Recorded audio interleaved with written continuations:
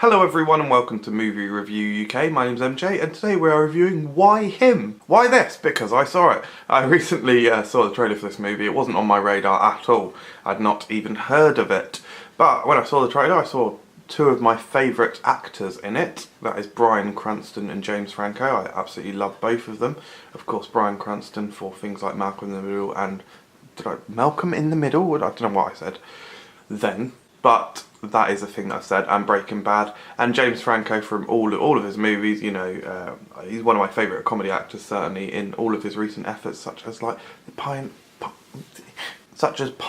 Express, for example. So when I saw those in it, I was like pretty much sold on it. I don't care how good or bad this looks, I'm sold on that. But actually, I thought the trailer looked fairly amusing in places, and it has a amusing, light-hearted story idea. So I thought, yeah, I'll give that a bash. So I saw it yesterday at the cinema, and yeah, I actually really enjoyed it. Certainly not mind-blowing and not anything that's breaking too much new ground.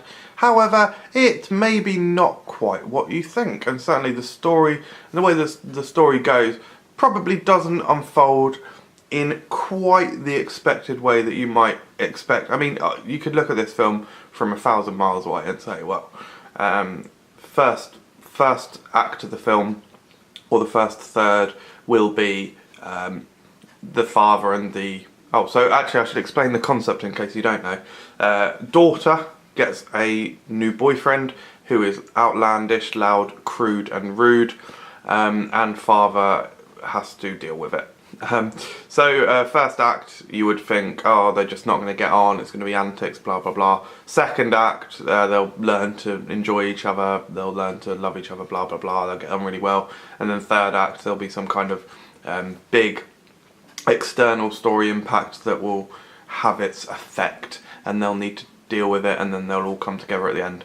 Doesn't happen quite like that. Obviously there are elements of that in it, but actually the things that you expect to happen don't really happen, and the characters that you expect to act in a certain way maybe act in a way that is not expected. That you're kind of rooting for the relationship to work, and maybe it takes a long time for that relationship to work.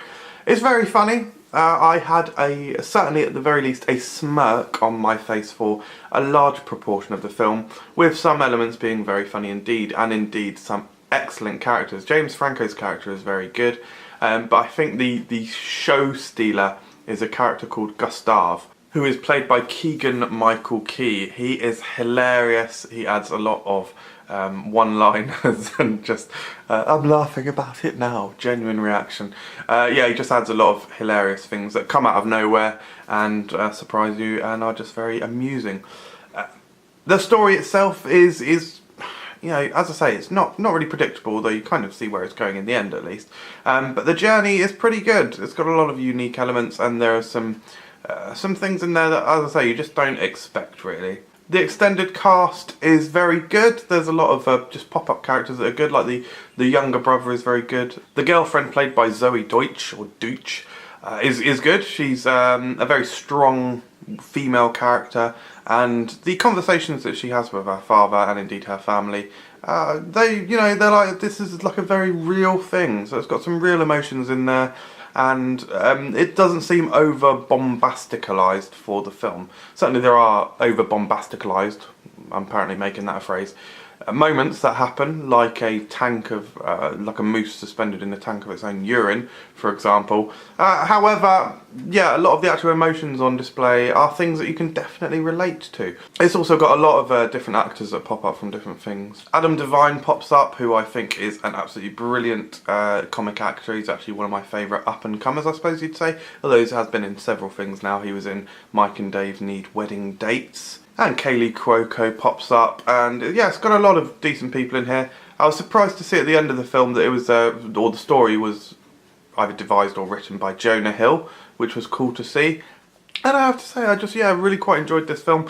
The only thing that was a bit odd is that there are a few jokes that don't land all that well.